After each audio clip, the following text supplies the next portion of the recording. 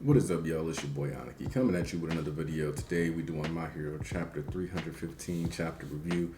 As you know, we do these page by page breakdowns, essentially, kind of going over this chapter. It brings to an end the battle between Deku and Lady Nagant, and it does so in what I find to be a very satisfactory way. But we open up with what will more than likely be what's the next plot line coming out of this interaction, aside from what we had with Nagant. This is actually kind of another death flag to a certain degree with her, but hold on, we'll get to that. So overhaul, while Nagant was practicing with Airwalk at her base, it goes, I know that kid. He's the one who messed up my plan, and he's a real big hero head type condition. Just talking about him, and he's like, he explains to Nagant that he'll gladly go with her and help her IDM and stuff, but the main condition is that he wants to go to the boss. She thought it would be revenge, but he's like, nah, like I want to go to the boss. He still feels the immense guilt. That is undoubtedly where the conversation is likely to go from here, where Chisaki will probably be trying to get Deku to take him to the boss or find some way to help the boss, asking him to have Eri help the boss, anything to do to get the boss rebound and not in the critical condition that Overhaul put him in. The direction of whether or not that'll actually happen or not, how they'll interact or get to that point, whether or not Deku would be willing to help him out in that endeavor, we don't know yet, obviously. But this is just kind of where I see that plot line going. There's a reason the boss is coming up and Overhaul is here, and Deku's been making it a point to try to help change the system. So maybe this his start line isn't going to be with a character like Stain or Gentle, where he's going to be talking to them, and it's like, oh, everybody's like, oh yeah, this is the character that makes sense for them to like work things through, but rather it might be with Overhaul, and that's how they'll help get through some of the sciences of the enemies, and like that'll give them different perspectives and allow them to start catching up and maybe conquer the Monomu and that kind of stuff. Now, Lady Nagant talks about how this rifle transformation she does, which is just like big gun, big cannon type form. She said it causes a risk to jamming, but ups the velocity. So she's making sure to do the biggest shot she can.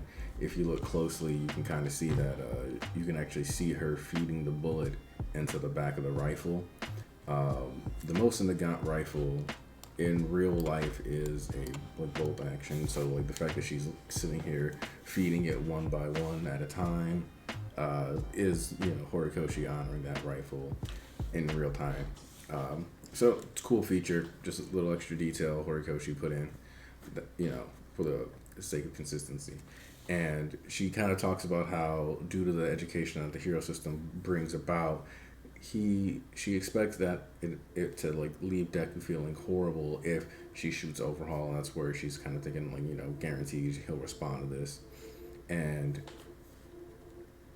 that's going to be like how she uses it to create the opening. But instead, as Deku's moving towards her, he instead uses his extra distance to increase the length of Black Whip and swing around past her as she goes to fire, and then explains it. We get the explanation on Fajin. It's like, quirk, Fajin. Repeated movements build up motion-based energy for temporary storage and release. While getting shot at, I flexed and extended my legs to protect myself and store up that energy. Now, what that essentially means is like if he's like constantly doing reps with his kicks, if he's doing all these other things, he's allowed to store that energy with Fajin. If he's throwing a couple jabs, if he keeps throwing punches, then he gets to store that. If he does a bunch of sit-ups in that area of his body, he could store that energy. So you can stockpile different things. So he mentions that it's 1 for all 45%. So that the amount of kinetic energy from 1 for all 45% plus the centrifugal force of going around the building. And then he points out something important. It's like everyone in my generation can picture it. And it's like the sight of All Might moving faster than a speeding bullet. And then we get introduced to faux 100%, where it's a faux, F-A-U-X, if you don't know, is like a term that means fake. Or just, that's why I guess in the scans it was introduced as pseudo 100%. But the point is that it's not like him actually doing 100%, but due to the energy enhancement, he can replicate some of the speed levels capable of achieving that replicated, or he's capable of achieving speed levels associated with 100%. So she notices that he caught a shot and is like, no, he actually predicted the shot, and so she's realizing that he saw that, like, as soon as he saw Overhaul, he was making an adjustment to protect the civilian just in case. So even before she was going to shoot him, he was going to save Overhaul, and that's kind of what's really sticking out to her here, and what's making her take an interest in Deku especially. And then seeing him like fly over there, and as Overhaul had already mentioned that he knew Deku to her, so when Deku says, "We'll talk later, Chisaki," she's like, no, he not only recognized that there was a civilian who would be in danger in this scenario as soon as Overhaul had made noise and reacted to save him, he also recognized that civilian and still opted to save him and prioritized that even before she had fully committed to shooting him, allowing him to catch up to the bullet and properly save Overhaul, even though we get a bit more of an explanation later. But he goes, I was using All for One for All at 45%, and he explains that it was by stacking One for All with Smokescreen, with Danger Sense, with Black Whip, with Fajin, and with Float, it started to like kind of short him out, and he couldn't use all those powers at once, like he talked about in the Endeavor Agency, the emphasis on getting the parallel processing down. And so effectively he decided to switch off 3 of these quirks. So he's no longer using Smokescreen at this point. He's no longer using Danger Sense, and he wasn't using Float, but instead using like the raw power to jump and like the swings with pulling his with the Black Whip. And so he's like, I've narrowed it down to those 3: Black Whip, Fajin, and One for All. And then she's like, I gotta do this again. But due to Deku having saved Overhaul, he uses the momentum from that to create a slingshot with Black Whip and then pull himself right back to her, and with another full 100% move on his other leg. So it's kind of like Deku's going to be getting these charges where he's going to have, like, if he throws a couple punches, he'll have like an extra, blast in his fist, and then he'll have like a little extra force here. So you could argue that it's possible that when Deku did that one shot on Muscular, that what he was doing was a faux 100% smash, and we just hadn't talked about it yet, or like seen it in action, and that's why we didn't know. But I'm not gonna like argue and insist that that's what was going on there. But we see that it breaks through the rifle, makes it a point to actually land a targeted blow with the Manchester Smash, and straight up says, "Hey, your gun barrel's busted. Like, come on, we can't do this." And she's looking at like this lack of hesitation, thinking about how he recognized who Chisaki was, thinking about like the disillusionment of where she started from, where that original president came up and told her that that arm was going to help save society and make it a better place, only for her to become a killer in the end. As she switches back to her like regular arm, he grabs it. You get the same image of her hand covered in blood, the one that she was afraid to hand out to the children, being taken by Deku in this moment, and he grabs her. And that's when he talks about how the shot headed for Overhaul wasn't actually on track. The shot headed for Overhaul was slightly off. She wasn't expecting to, and furthermore, if she was really that dedicated to capturing him for All for One and taking him to All for One, she would have just shot him in the leg right away instead of giving him that warning shot and figuring out what was going on. And so Deku is like, yo, you've been, you were doing all this stuff for the Hero Commission, but you did actually want to do the right thing. And the fact that she killed the president of the Hero Commission because she didn't want to kill people anymore was literally her being like, well, if I can't get away and do the right thing, then I'm going to stop you since you want these extra bad things to happen, since she was executing people who hadn't even committed crimes yet. We talked about this in the last review and in the previous one of that too, where she was disillusioned. She wanted to help people. That was always the goal. She wanted to be a hero. That was more or less taken away from her. That identity, she didn't feel like she earned it anymore. It was a massive case of imposter syndrome developing off of having to do these very non-heroic actions.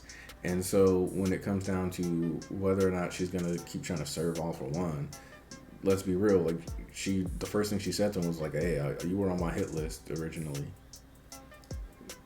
All for One knows better than to trust somebody like her, and she didn't want him to, let's be real here. Like, even if she says like it would be more transparent, all she's really saying is he's not better than Hero Society. And if she's not happy with the Hero Commission, then she's not actually happy with All for One.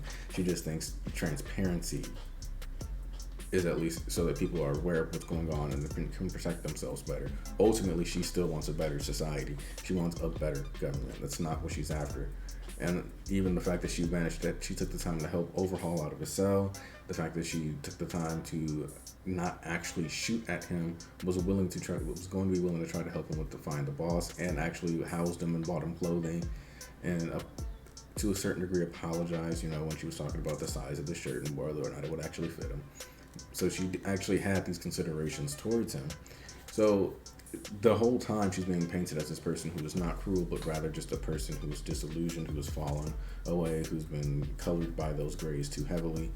And of course, in the process, we get the revelation that All For One may be capable of giving people quirks, but he's also seemingly capable of putting in like conditions, failure contracts, etc.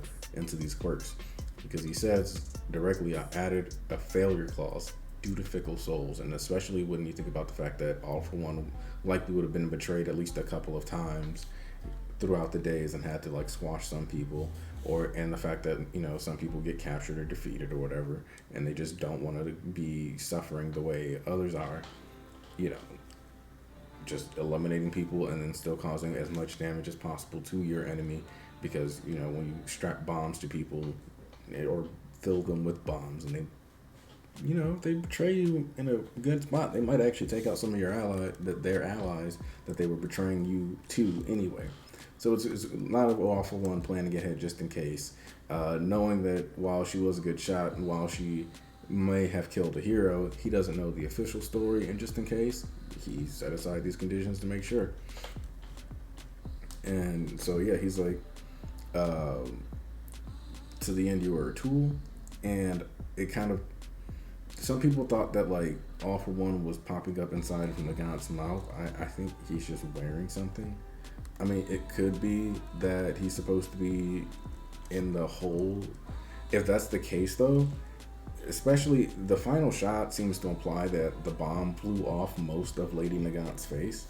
And if that's the case, then the crater that you're seeing that looks like maybe All For One is inside of her face is literally like just that crater of her face. But I don't know if that's actually supposed to be a real like actual thing or just symbolic, because I don't think All For One would waste his time showing up to actually talk. I think moreover that when he applies his quirk to people, there's a certain connection that he can now make with people and keeps him attached to them through the vestige realm, and that's how that whole situation goes down. It's also important to note that quirks like Curious's that make things into explosives already exist in the world, and it wouldn't be that far-fetched that a lower grade quality of that quirk was being combined in some way so that he could set time bombs or different conditioned bombs within people, just especially since we also know that you can mix quirks together, like we saw when Shigaraki combined the air cannon with the electrostatic pulse and generated a communication signal for the Nomu, but also a jamming signal for the radios of the heroes, while also blasting away Endeavor and potentially flying with it or using the teleportation gun quirk. I'm not sure which one he did for that mobility scene, but yeah. So Nagant being taken out here, especially because Overhaul is alive, I kind of feel like there is a solid chance that she could just truly be dead. With Hawks catching the body, that does mean like there's hope, you could argue, but we gotta figure out what's going on, because like Hawks looks like he's struggling, and it looks like he can only release about 2 to 3 feathers, and he's got really, really small baby wings. So after it's been about a month, he's starting to get some feathers back. Whether or not he'll get like a full pair of wings going forward or not, I don't know. It's good to see that like he's going to be forced to like really work for this and like grind this out though. But at the same time, just with the way Nagant's face is drawn, I don't know if she's even going to get to talk. So she's in pretty critical condition based on how it looks. Obviously, Horikoshi could do what he can to save her. We've got a lot of medical technology available, some pretty sophisticated stuff. What this does leave me wondering, though, is what's going on with All Might now, with these levels of explosives, with these types of people. Did those people jumping him potentially get like extra quirks too? And would that potentially mean they were turning into bombs as well? Even if he does have a suit that helps him beat them down, if he takes a bunch of damage or explosions from these random people, that could still be an issue. So what's going on with All Might? Is Endeavor on his way? Is Endeavor potentially going to have to deal with the fact that All Might is going to be like dying and have to like save All Might? Is that going to be a thing where Endeavor and All Might really have to have a conversation about the way their interactions and their relationship has affected their lives together, especially Endeavor behind closed doors? That could just be where that's being set up, and I don't know what Genius is up to. He'd likely be paired. He's either on his right way to Deku or just simply like missed out, or because the other thing is like Hawks might not have like the largest wings, but the fact that he has some of his wings back doesn't mean he's probably like a little faster than Janus now. So he may have like followed the gunshots and gotten there first, and the others are on their way. But if they are on their way and we don't see any All Might at all, that could be a massive issue too, because that could mean that All Might end up being taken out, and then we could get into we have to actually try to rescue All Might section of this story, and that's when we get that final horrible villain death or whatever that Night Eye foresaw, because we're getting to around that time on the clock. I know some people like my buddy Ian thinks that All might get to live, and that's just for like the better and like a more positive ending of the story. But we just don't know what all the costs that Deku's going to end up paying is going to be throughout this story. And Deku and All Might, Deku needs more things to distinguish himself from All Might in his head too. And the idea that All Might never failed to save somebody that was like within his hands, and then if Nagant dies here, then Deku has to deal with the fact and like deal with the knowledge that like she was literally in my hand and then blew up and died. And that's going to be something that is going to be interesting to see Deku have to process and struggle with as the story goes on and moves forward. Let me know what you guys thought about this week's chapter. I think it was rather enjoyable. A lot of directions we can go here. Hawks' character, Nagant's character, if Nagant lives, or if she, gets to do at least a little bit of talking, we'll probably get one last little bit. I could easily see her having a final thought section, but not actually getting to communicate it. And who knows, maybe the thing with next chapter will be Hawks will talk about losing a sensei and then mention but it's not as if that's unfamiliar territory for you, Midoriya, due to the fact that then we'll get the final conclusion on what happened with Gran Torino.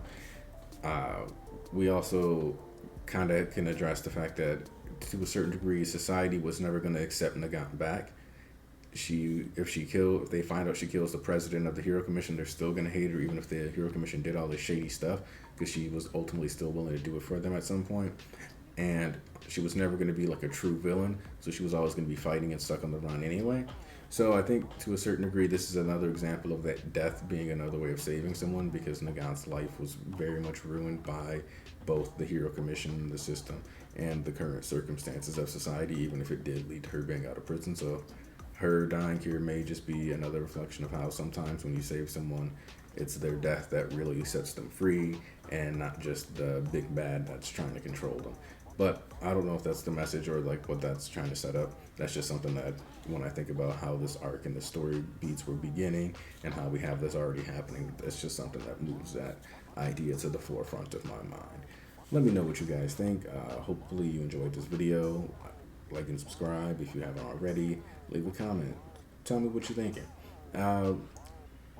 Maybe ask for different kinds of videos you want. That's cool too.